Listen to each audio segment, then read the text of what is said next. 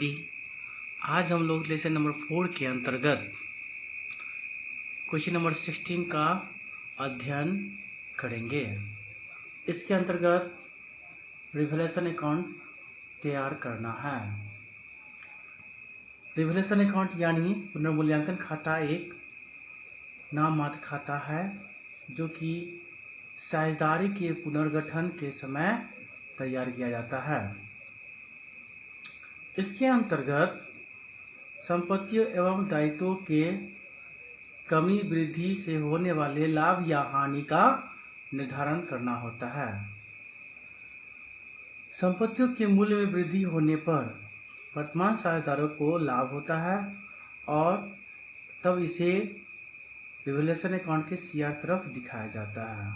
इसके ठीक विपरीत यदि संपत्तियों के मूल्य में कमी होती है तो इससे वर्तमान साझेदारों को हानि होती है और हानि होने की दशा में इसे रिवैल्यूएशन अकाउंट की डीआर साइड में दिखाया जाता है। इसी तरह दायित्वों के मूल्य में कमी होती है तो वर्तमान साझेदारों को लाभ होता है और इस दशा में इसे रिवैल्यूएशन अकाउंट के सीआर साइड में दिखाया जाता है।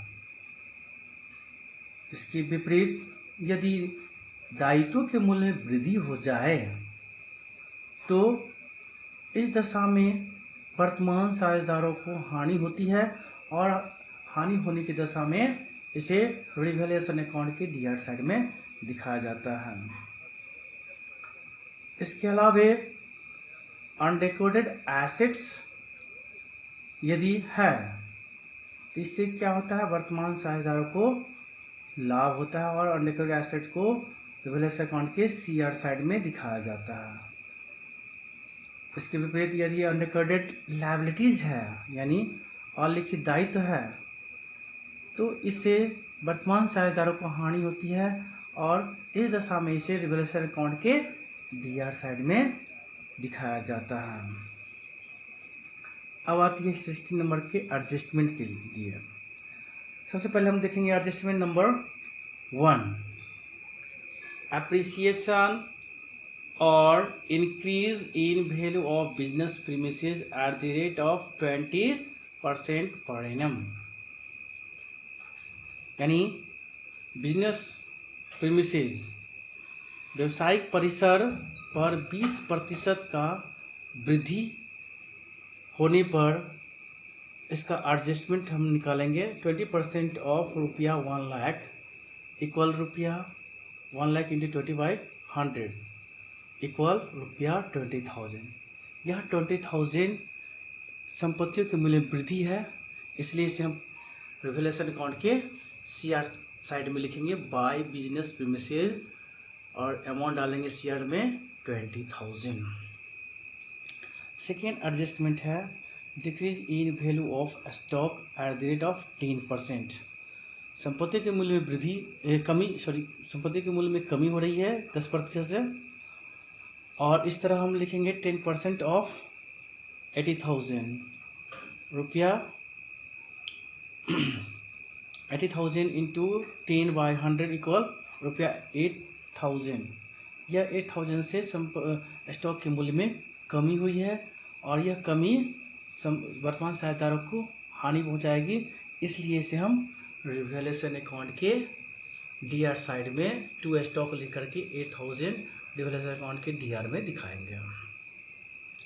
तीसरा एडजस्टमेंट है डिप्रिसिएशन और decrease in value of furniture at the rate of रुपया 10% इक्वल 10% ऑफ रुपया 4,000 इक्वल रुपया 4,000 इंटू 10/100 इक्वल रुपया 400। यहाँ 400 से फर्नीचर के मूल्य में कमी हुई है और इस कमी को हम रिवैल्यूएशन अकाउंट के सीआर साइड में डीआर साइड में दिखाएंगे। चौथा एडजस्टमेंट है reserve for doubtful debts at the rate of 5% per annum. 5% on amount of debtors equal रुपया 64,000 इंटू 5/100 इक्वल रुपया 3,200। यहाँ जो है डाउटफुल डेब्ट्स है, यानी संदेहास्पद है। संदेहास्पद का मतलब हुआ कि वह पैसा फिर से डूब सकता है, संभावना व्यक्त किया जाता है। और डूबता कहाँ है? जब हम किसी को, अपने ग्राहकों को उधार माल बेचते हैं। उधार माल बेचने से वो ग्राहक हमारा डेटर्स बन जाता है, और सभी डेटर्स हमें प्राप्त हर साल नहीं होते हैं, कुछ न कुछ डूब जाया करते हैं।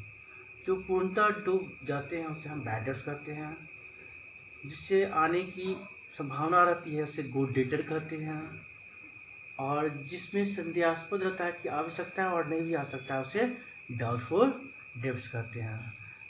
रिजर्व फॉर डाउटफुल डेब्ट्स हमेशा डेटर्स पर ही फाइंड आउट किया जाता है, जो कि ये भी संपत्ति है, और संपत्ति के मूल्य में 5% की कमी हो रही है, जो कि इसका 5% के बराबर आया है 3,200। यह 3,200 संपत्ति के मूल्य में कमी है, इसलिए इसे भी हम रिवैल्यूएशन अकाउंट के डीआर साइड में दिखाएंगे। इस तरह हम जितने भी एडजस्टमेंट इस सवाल के अंतर्गत है उसको हमने पूरा कर लिया है। अब इसको हम टोटल करेंगे। टोटल करते हैं तो सीआर में टोटल है 20,000 और डीआर में है टोटल 11,600। इसके लिए इसकी बंटवारा, अब बंटवारा करने से पहले हमें रिवैल्यूएशन से होने वाले प्रॉफिट या लॉस को फाइंड आउट करना होगा, और उसका बंटवारा हमेशा ऑल रेशियो से किया जाएगा। इसलिए पचमा कैलकुलेशन हो जाएगा distribution of profit on revaluation between S and T in their all PL ratio 3:1 और 3/4:1/4। Hence, share balance of revaluation account equal रुपया 20,000 and DR balance of revaluation account equal रुपया 8,000 plus 400 plus 3,200 equal रुपया 11,600.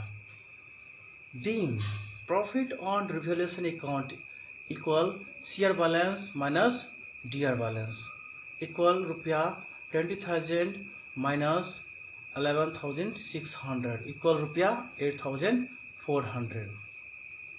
यहाँ profit on revaluation आया है, क्योंकि हम पहले से अवगत हैं कि जब रिवैल्यूएशन अकाउंट के शेयर बैलेंस उसके डीआर बैलेंस से अधिक होते हैं तो उस समय बैलेंस फिगर प्रॉफिट आता है। और इसके ठीक विपरीत, यदि रिवैल्यूएशन अकाउंट का शेयर बैलेंस कम होता है और डीआर बैलेंस अधिक होता है तो उस समय जो बैलेंस फिगर आता है वह लॉस होता है। तो लॉस आने पर लॉस ऑन रिवैल्यूएशन, प्रॉफिट होने पर प्रॉफिट ऑन रिवैल्यूएशन कहलाता है। अब यहाँ पर हमें प्राप्त हो गया प्रॉफिट ऑन रिवैल्यूएशन इक्वल 8,400। अब इसका डिस्ट्रीब्यूशन कर लेंगे एस और टी के बीच में। सो शेयर ऑफ एस यानी एस का हिस्सा निकालेंगे तो यहाँ पर आएगा 8,400 इंटू 3/4 इक्वल 6,300। और शेयर ऑफ टी निकालेंगे तो हो जाएगा 8,400 इंटू 1/4 इक्वल 2,100। इसे बैलेंसिंग करने के लिए हम क्या करेंगे, डीआर साइड में लिखेंगे net profit transfer to capital accounts. S के सामने डालेंगे 6,300 और टी के सामने डालेंगे 2,100 और दोनों को जोड़कर अमाउंट डाल देंगे 8,400। इस प्रकार रिवैल्यूएशन अकाउंट की डीआर में भी 20,000 और सीआर में भी 20,000 हो जाएगा। इस तरह से रिवैल्यूएशन अकाउंट हम प्रिपेयर कर सकते हैं। जय हिंद, जय भारत।